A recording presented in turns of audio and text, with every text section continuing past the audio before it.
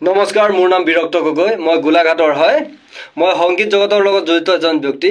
মই music video' পৰিচালনা আৰু নিৰ্দেশনাৰ কাম কৰোঁ। মাজে সময়ে দুটা গানো গাওঁ। মোৰ এটা সৰু ভিডিঅ' ক্লিপ সামাজিক মাধ্যমত কিছুমান ব্যক্তিয়ে প্ৰচাৰ কৰি আছে, যিটো ভিডিঅ' মোৰ কিছুমান বন্ধু বান্ধৱী পাই প্ৰকৃত ঘটনাটো কি হৈছিল বুলি জানিব বিচাৰিছে। তাৰে ক্লাৰিফিকেশ্যন হিচাপে মই এই ভিডিঅ'টো বনাব লৈছোঁ। সমগ্ৰ অসমবাসীৰ ৰাইজ আৰু শিল্পী সমাজৰ মাজত মোৰ এই ভিডিঅ'টো এৰিছোঁ। মই এজন অসমীয়া, প্ৰকৃত আহোম ল'ৰা।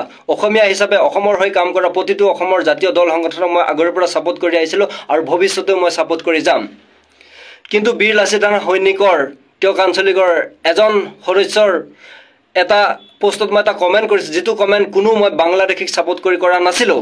আগতেও মই বাংলাদেশীক ছাপোৰ্ট কৰা নাই আৰু ভৱিষ্যতেও মই বাংলাদেশীক ছাপোৰ্ট নকৰোঁ। কিন্তু তেওঁক আঞ্চলিকৰ বীৰ লাচিত ৰাণা সংগঠনৰ সৈনিকসকলে কেনেকৈ ভাবিব পাৰিলে সেই কমেণ্টটো মই বাংলাদেশীক ছাপোৰ্ট কৰি লিখিছিলোঁ বুলি, সেইটো কথা মই নাজানো। যদি মোৰ সেই কমেণ্টটো কিয় লিখিছোঁ আপোনালোকে জানিব বিচৰা হ'লে ফেচবুকত যদি মোক প্ৰত্যুত্তৰ দিয়া হ'লে মই ফেচবুকতে উত্তৰটো দি আপোনালোকক ক্লিয়াৰ কৰি দিলেহেঁতেন মই কমেণ্টটো কিয় কৰিছিলোঁ। যদি আপোনালোকে কিবা বেয়া পাইছিলে সেই কমেণ্টটো মই তেতিয়াই ডিলিট কৰি দিলোহেঁতেন। মই ভাবোঁ ফেচবুকৰ কমেণ্টৰ প্ৰত্যুত্তৰ সদায় ফেচবুকত হ'ব লাগে।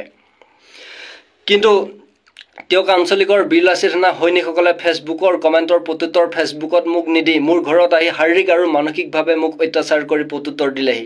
তাৰ বাবে মই মনত বহুত দুখ পাইছোঁ।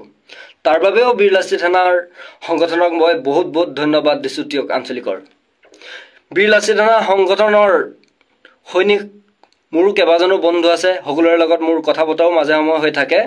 বীৰ লাচিত ৰাণা সংগঠনটোক ময়ো আগৰ পৰাই ভাল পাওঁ, যেতিয়াৰ পৰা অসম আৰু অসমীয়াৰ হৈ মাত মাতি থকা দেখিছোঁ। কিন্তু যোৱাকালি মোৰ লগত যিটো ঘটনা হ'ল সম্পূৰ্ণ বিপৰীত হ'ল। এজন বীৰৰ নামত যেতিয়া এটা সংগঠন খুলিছে, সেই সংগঠনৰ আদৰ্শ নীতি এনেকুৱা হ'ব বুলি মই কেতিয়াও ভবা নাছিলোঁ। মোৰ যদি কিবা ভুল হৈছিলে, যদি মোক কিবা শুধৰণি কৰি দিব আহিছিলে, আপোনালোকে ভালদৰে কোৱা হ'লেও মই বুজি পালোহেঁতেন। কিন্তু আপোনালোকে চোৰ ডকাইতক ব্যৱহাৰ কৰাৰ নিচিনা মোক কৰিলে, যিটো মোৰ একেবাৰে ভাল নালাগিলে। মনত বহুত দুখ পালোঁ।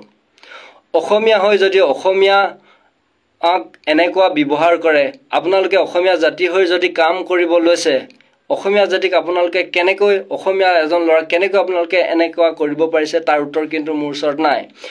আপোনালোকে ভালদৰে কোৱা হ'লেও মই বুজি পালোঁ হয়। ময়ো পঢ়া শুনা কৰা ল'ৰাই, হাইস্কুল, হায়াৰ ছেকেণ্ডেৰী বা কলেজৰ দুৱাৰদলিৰ ভিতৰত প্ৰৱেশ কৰি ময়ো শিক্ষা গ্ৰহণ কৰিছোঁ। কিন্তু আপোনালোকে মোক যিটো ব্যৱহাৰ কৰিলে, চোৰ ডকাইতৰ নিচিনা ব্যৱহাৰ কৰিলে, তাৰ বাবে মই ভাল পোৱা নাই। ধন্যবাদ।